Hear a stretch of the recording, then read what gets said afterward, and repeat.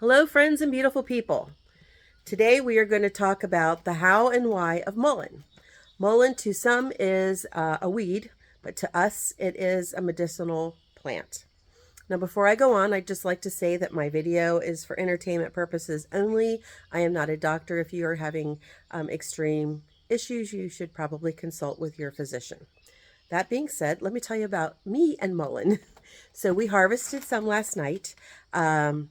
And when we are, and I'll put a picture as the front page of my, as the thumbnail.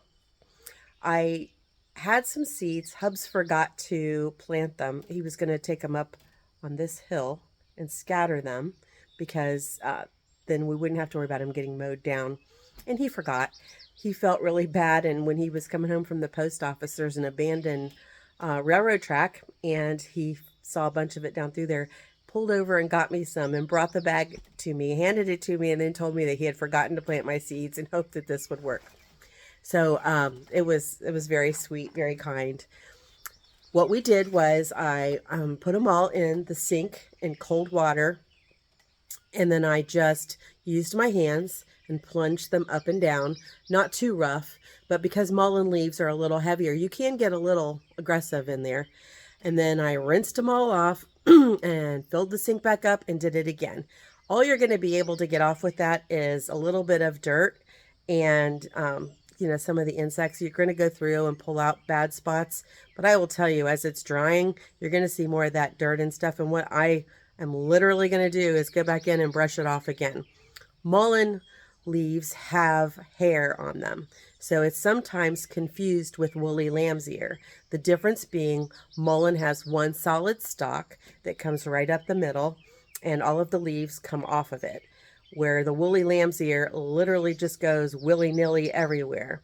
Both of them have a very pretty flower that is attractive to bees. The mullein flower is yellow, and I've not seen a woolly lamb's ear flower that is yellow. Mullein is a 2-year plant. It's a biennial. So 1 year we harvest the seeds, the other year we harvest the leaves. And we're going to start with the large leaves on the bottom and work up. If we are going to use this plant topically, so some of the uses that it has are a topical. It has great absorbency properties. So if you are in the field or something and you've got to put something on on something that's bleeding or whatever, then you can just push that leaf on there and hold it on, and it's going to absorb if you have blood gushing or whatever it is. It's not going to be that coagulant that for example yarrow is, where yarrow, when I rub that on there, I know that it's going to stop the bleeding for me. So mullein has antispasmodic properties. And what does that mean? Antispasms. So if we are having a coughing fit, then mullein is going to help. We primarily use it in our home for digestive issues, or not digestive, for respiratory issues. What we do is you can either dry it and use it in a tea. You can dry it and use it, you can smoke it, and then you can also use it in a pumice, a poultice. You could use it in a tincture. You could use it in a salve. But for us, mostly we're drying it and using it. You get quicker relief in the tea, and then or the smoking. I personally have not smoked it, but I have dried it for someone else to smoke. That being said, let me show you what the leaves actually look like. So one of the things I want to talk to you about, and I am not affiliated, this is my herb dryer. Each one of these little discs is about 16 inches around. Now, if we're drying herbs, remember that if we are using heat to dry them, we are going to lose some of their medicinal properties. Or if it's something that we are drying for nutritional value, we'll also lose a little bit of that nutritional value. But what you want is a dryer that has, let me see if I can open one of these one-handed. Of course not. Here. See how this is a net? So all of that is going to dry up and down. Now, if you are drying things that are that could be caustic, then you're going to want to just save like belladonna. You're going to want to save like the bottom rack and only do those things on there. You don't want any kind of a transfer. I don't know how you would wash this aside from hitting it with the water hose. What's really amazing is this was a whole trash bag, well, almost a trash bag full of these leaves, and I didn't even fill it up. I mean, it was just crazy. So this is what the leaf looks like. It's a little hairy.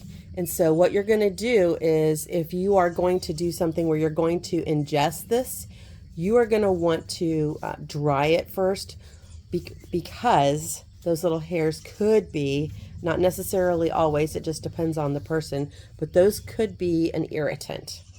The same thing if you're going to put it on something on your skin. If you're going to make a whole big poultice with it, I would definitely put a piece of cheesecloth around it. The stem on this is actually just as beneficial as the leaf. So you're not going to, in this instance, take that stem out. I know sometimes we take the stems out. But all we're going to do is I wash them in the sink. I plunge them up and down. And then I rinsed them all off, dried them off with a towel, put them back in and did it again. And then I brought them out here. And I took my hand and just went like this both ways and rubbed a lot of the excess water off. These are pretty dry now. These are drier than they are on the plant, but they aren't dry enough to, you can still feel that they aren't dry enough to, like, I missed a spot taking those. I need to take that corner off of there. But we want to be able to crunch them up in our fingers to make the tea.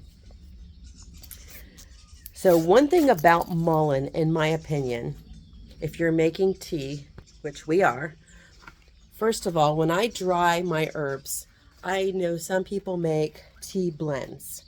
They'll say, this is my respiratory blend, and they've got this, this, and this in it. I don't do that.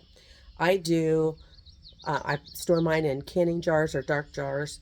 I will label it just mullein, or just clover, or red clover, or just peppermint. And then I can make my tea blend as I'm making my actual tea, because let's say I need something that, you know, I want to be able to use those herbs for different teas. So this time I might need mullein, next time I might not need mullein. I need some of this with the clover or with the feverfew. See if, and then if I also could add feverfew to my anti-coughing, you know, tea that I'm making, because feverfew is like an aspirin, only 1,000 times better, and you don't have all of the issues with the lining of your stomach and all those other things. It just will get rid of that fever or that migraine, and you got all those things happening for you at once. So you want to be able to, in my opinion, to mix as you go, and that's what we do here. So trying to think if I've missed anything. All of the parts of mullein can be used. The root, the flower, and the leaf. The flower is actually great for putting in an oil, and you warm the oil just a little, and you can use that for ear infections. So you're just going to drop a couple little drops in there after you've, basically what I do is I warm oil for maybe 20 to 30 minutes, super low, with the flowers in it, and then just take a couple drops and put it in the ear. Once I've infused some though, if I think this is something that's going to be chronic, I will go ahead and put that mixture in the fridge, date it, and I will save it for 2 to 4 weeks max. I know other people will go longer than that. I just, I get concerned about doing that. And that's something that if you do it with a fresh flower, you get a lot more bang for your buck as far as how quickly you're going to heal your infection. I know this is kind of a strange video for us. I didn't do a very good job, but hopefully you've got the benefits and why, and then how. Basically from seed, we're going to just throw those someplace where they're out of the way. They pretty much grow. They like really well drained soil. Like I said, where we got these, it was the gravel part of an abandoned railroad. So they don't mind being abused, but we also see them a lot in drainage ditches around here, in places that don't get mowed. That's where you can usually find it in the wild, not necessarily in like the trees back there or any place like that. It's going to be more open field, hot, just dry and arid. We are zone 6, so keep that in mind. And if you have any questions, you can pop them in the comments and I will answer them, because like I said, I know this was kind of a weird video for us. Till next time, friends, be blessed and be a blessing.